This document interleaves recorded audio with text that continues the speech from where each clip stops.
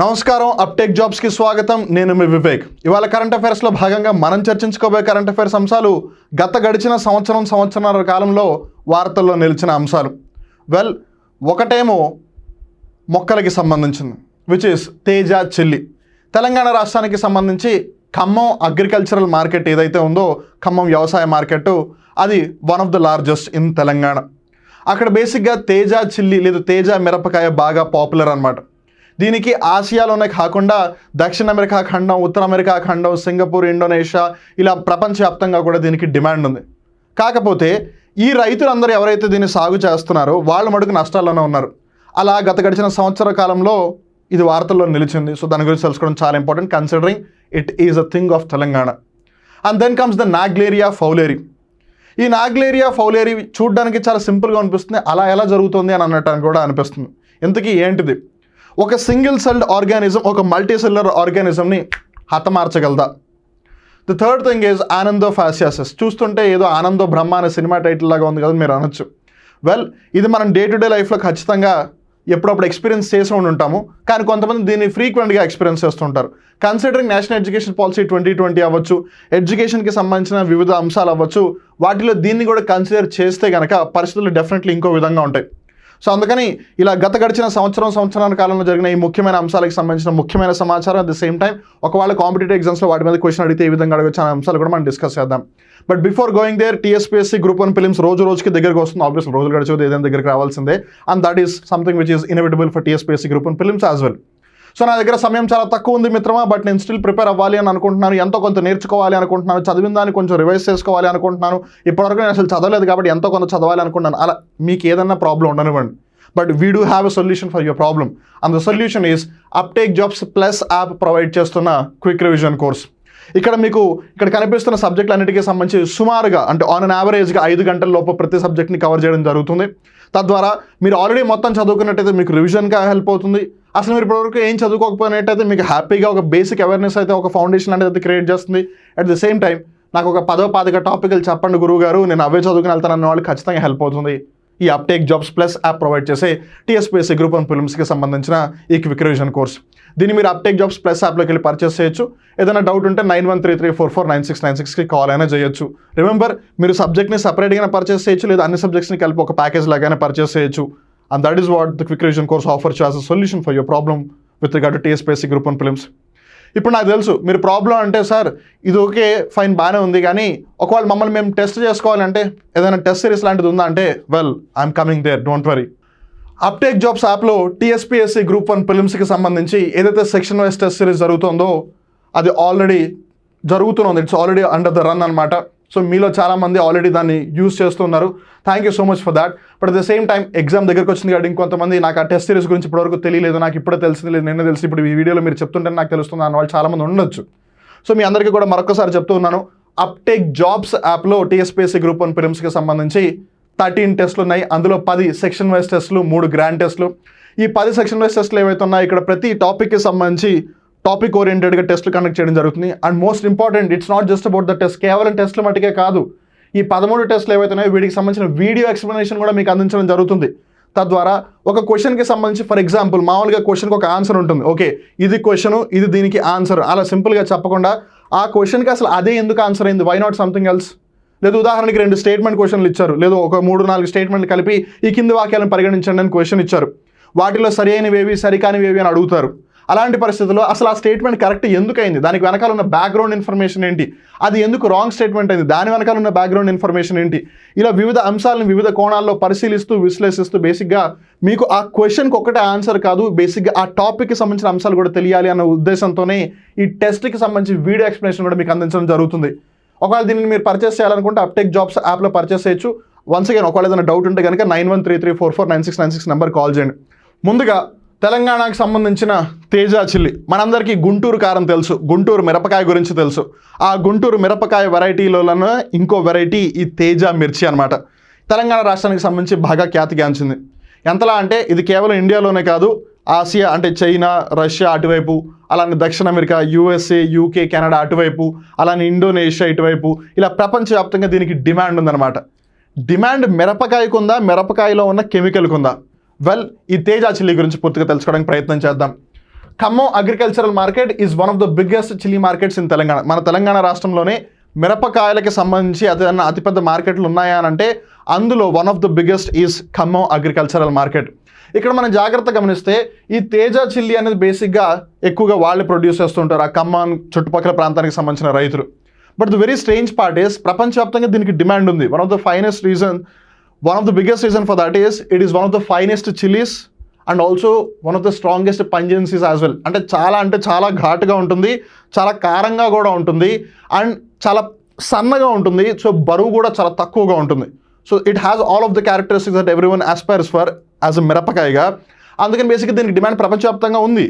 But still the farmers are facing losses and because of which గడిచిన సంవత్సరన్నర కాలం నుండి ఈ అంశం వార్తల్లోనే ఉంది and that is why we are again revising it. So ఈ ఖమ్మం అగ్రికల్చర్ మార్కెట్ వచ్చేసి తేజ చిల్లీకి సంబంధించి largest producer with in the Telangana state region. And ఎందుకు దానికి అంత డిమాండ్ ఉంది అంటే because of the ingredient called oleoresin. ఈ ఒలియోరెసిన్ ఏదైతే ఉందో it is a chilli extract used in food processing units in Asia and the demand for oleoresin increases the demand for Teja chilli in Asia.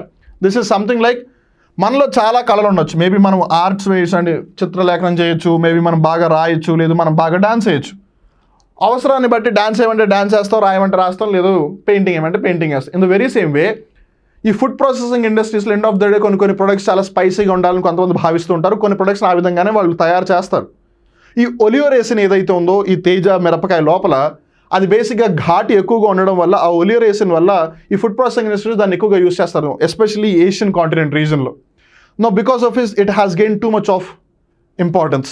But the point is unfortunately వాళ్ళకి సంబంధించి ఆ logistical issues అవ్వచ్చు, లేదు proper guidance అవ్వచ్చు, అదంతా దొరక్క government నుంచి proper support రాక ఫార్మర్స్ లాస్లో ఉన్నారు. అలా మనం ఇందాక బిగినింగ్ ఆఫ్ ద డిస్కషన్ అనుకున్నాం ఈ తేజ మిరపకాయ గుంటూరు మిరపకాయకి సంబంధించి ఒక సబ్ వెరైటీ అని. The chilli is a sub variety of Guntur chillies. Of all the Guntur chilli varieties the Teja chilli is the finest. ఒకవేళ గుంటూరు మిరపకాయకి సంబంధించిన అన్ని వెరైటీలు మనం జాగ్రత్తగా గమనిస్తే ఇప్పుడు మీరు అనొచ్చు అన్ని వెరైటీలు అంటున్నారు, అట్లీస్ట్ మాకు ఒక 2-3 పేర్లు చెప్పండి అని. ఒకటి ఆబ్వియస్గా తేజ కాకుండా మధుబాల, బేడ్కి, అలానే రోష్ని, అలానే అంకుర్. సో మధుబాల, బేడ్కి, రోష్ని, అంకుర్ వీటితో పాటు తేజ కూడా. సో వీటన్నిటిలో ఇవి మేజర్ వెరైటీస్. వీటన్నిటిలో కూడా తేజ చాలా ఘాటుగా ఉంటుంది, తేజ చాలా కారంగా కూడా ఉంటుంది. At the very same time మనం మిరపకాయ యొక్క కారం అవ్వచ్చు, లేదా మిరపకాయ యొక్క ఘాట్ అవ్వచ్చు, దాన్ని ఎలా మెజర్ చేస్తారు అంటే there is something called as SHU. SHU అంటే ఏంటి? స్కోవిల్లే హీట్ యూనిట్స్. ఇది బేసిక్గా ఏదైనా ఒక ఆహారపు ఉత్పత్తిలో ఎంతవరకు క్యాప్సైసిన్ యొక్క క్వాంటిటీ ఉంది అనేది బేసిక్గా చెప్తుంది. So capsaicin basically is the one which is actually either will increase or decrease the pungency of it. So మిరపకాయ అనగానే మనకి రావాల్సింది మిరపకాయ యొక్క ఘాటు, దాని యొక్క కారం, బేసిక్గా అదే కదా. సో అది ఎంత ఉండాలి అని అంటే క్యాప్సైసిన్ మీద డిపెండ్ అయి ఉంటుంది. ఆ క్యాప్సైసిన్ ఎక్కువగా ఉంటే SHU ఎక్కువగా ఉంటుంది, క్యాప్సైసిన్ క్వాంటిటీ తక్కువగా ఉంటే SHU తక్కువగా ఉంటుంది. Capsaicin is chemical compound that gives a pungent flavour not only just to the chilli, even పెప్పర్కి కూడా ఇస్తుంది ఇది. So basic end of the day ఏదైనా సరే ఎంత ఘాటుగా ఉందని తెలియడానికి అంటే it's basically SHU. Higher the SHU the hotter the product are the spicier the product. ఎక్కువ SHU ఉంది అని అంటే దాని అర్థం అది ఎక్కువ ఘాటుగా ఉంటుంది అని.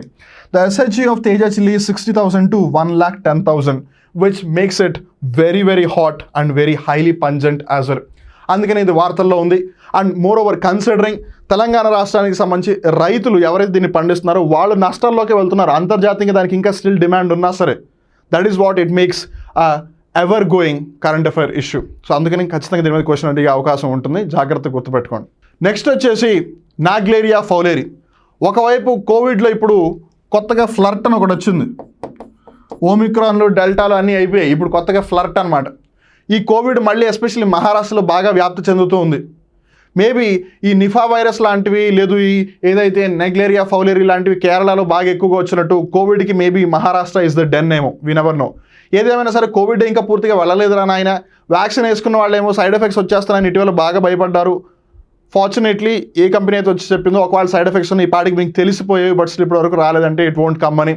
బట్ ఏదేమైనా సరే నాగ్లేరియా ఫౌలేరి గురించి మనం ఎందుకు తెలుసుకోవాలనుకుంటే బికాస్ కేరళ రాష్ట్రంలో ఇటీవల ఒక 2 నెలల క్రితం ఒక పాప మరణించింది. కాబట్టి ఒక 5 సంవత్సరాల పాప దానివల్ల మరణించింది.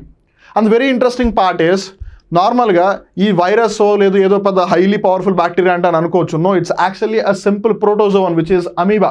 అమీబా అనేది బేసిక్గా ఒక ప్రోటోజోవా. ఇది బేసిక్గా ఒక యూనిసెల్యులర్ ఆర్గానిజం. జీవి మొత్తం ఒక సింగిల్ సెల్లో ఉంటుంది, మల్టీ సెల్యులర్ ఆర్గానిజంని చంపగలిగే అంత స్తోమతని కలిగి ఉంది. That is what Naegleria fowleri is all about. Higher temperatures of up to 46 degrees Celsius are conducive to its growth and it can survive for short periods in warm environments. So ఉష్ణోగ్రతలు ఒకవేళ ఎక్కువగా ఉంటే ఇది హ్యాపీగా బ్రతకగలదు అనమాట. It lives in warm fresh water and soil around the world. So ఇది ప్రపంచవ్యాప్తంగా అన్ని చోట్ల కూడా ఎక్కడైతే మంచినీటి సరస్సులు అలానే ఎక్కడైతే సాయిల్ కొంచెం వేడిగా ఉంటుందో అక్కడ బాగా కనిపిస్తూ ఉంటుంది. ఇది మన బాడీలోకి ఎలా వస్తుంది అంటే త్రూ ద నోస్, ముక్కు ద్వారా వస్తుంది.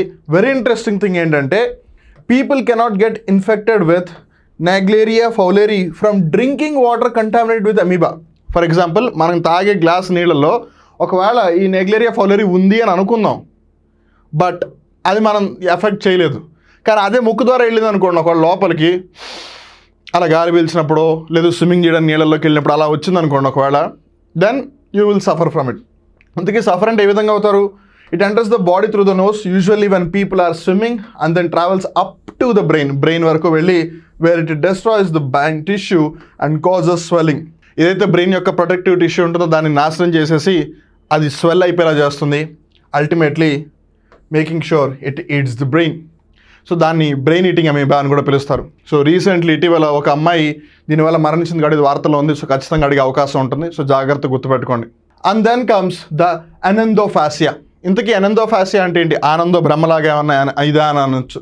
Well, anendophasia is actually condition of having no inner voice. మీలో చాలామందికి మేబీ నేను చెప్పేది కొంచెం క్లిక్ కాకపోవచ్చు, టేక్ యూ టైం. ఇప్పుడు మనం చాలాసార్లు జాగ్రత్తగా గమనిస్తే ఎవరైనా సెల్ఫ్ డబ్బాలు కొట్టుకుంటుండే ఇలా కూర్చుని మనలో లోపల అనుకుంటాం, వీడు బాగా ఎక్కువ చేస్తున్నాడు రా అని.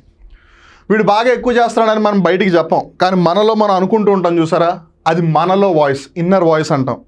చాలామందికి ఇన్నర్ వాయిస్ ఉంటుంది, బట్ కొంతమందికి ఇన్నర్ వాయిస్ అనేది ఉండదు. That is what anendophasia is all about. Inner voice అంటే ఏంటి? It is the sound you imagine inside your head when you are consciously thinking. It is also called as internal monologue. మామూలుగా dialogue అంటే ఇద్దరు సంభాషణలు, monologue అంటే వాళ్ళతో వాళ్ళే మాట్లాడుకోవడం, and it is happening with in themselves. So బేసిక్గా ఆలోచించినప్పుడు ఇది అనవసరం ఇలా చేశాను, అలా చేయకుండా ఉండాల్సింది, ఇలా చేస్తుంటే బాగుంటుంది, ఇలా మనం ఆలోచిస్తుంటాం కదా. మనది బయటికి మాట్లాడడం, లోపల మాట్లాడుకుంటాం. దాన్ని అనెండోఫాసియా అని అంటారు. Something in pictures and then translate the pictures into words when they need to say something and some have a verbal as words without sound. So ఇక్కడ మనం జాగ్రత్తగా గమనిస్తే ఇంటర్నల్గా మనతో మనం మాట్లాడుకునేటప్పుడు బేసిక్గా కొంతమంది ముందు ఒక ఇమేజ్ని ఇంప్రింట్ చేసుకుంటారో ఆ ఇమేజ్ వాళ్ళు ఏదైతే ఊహించుకుంటున్నారో దాన్ని ఒక వర్డ్ ఫామ్లోకి తీసుకొస్తారు. కొంతమంది దాన్ని వాళ్ళు బ్రెయిన్లోనే వర్డ్ ఫామ్లోకి తీసుకుంటారు, దాన్ని ఎక్స్ప్రెస్ చేస్తారు. అండ్ ఇక్కడ మనం జాగ్రత్తగా గమనిస్తే ఎక్కువ మందికి ఏమి ఉండదు, but still it is not that highly universal. అంటే ప్రపంచంలో అందరికీ ఉంటుందా అంటే నో, సమ్ ర్యాండమ్ పీపుల్కి.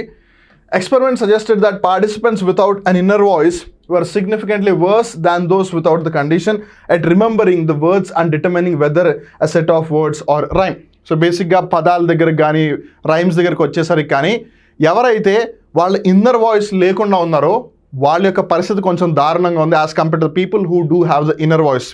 బట్ ఇక్కడ మనం జాగ్రత్తగా గమనిస్తే వాళ్ళ యొక్క కాగ్నిటివ్ రీజనింగ్ ఎబిలిటీస్ మీద పెద్దగా ఎఫెక్ట్ ఏం చూపించట్లేదు. కాగ్నిటివ్ రీజనింగ్ ఎబిలిటీస్ అంటే ఏదన్నా ప్రాబ్లమ్స్ని సాల్వ్ చేయడం కానీ లేదా ఆ విధంగా ఆలోచించడం, వాటి మీద పెద్దగా ఎఫెక్ట్ ఏం చూపించట్లా.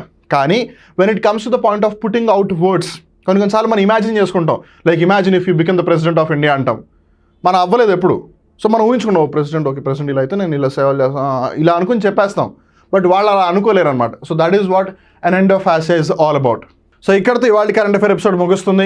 నేను మళ్ళీ చెప్తున్నాను, అప్టేక్ జాబ్స్ ప్లస్ యాప్లో మీరు టీఎస్పీఎస్సీ గ్రూప్ 1 ప్రిలిమ్స్కి సంబంధించిన క్విక్ రివిజన్ కోర్సును పర్చేస్ చేయొచ్చు.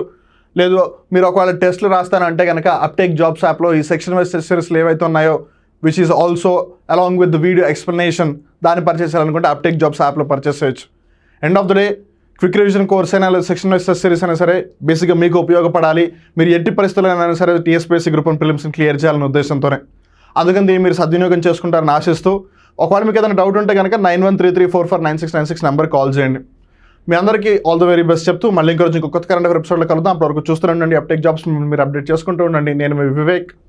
నమస్కారం.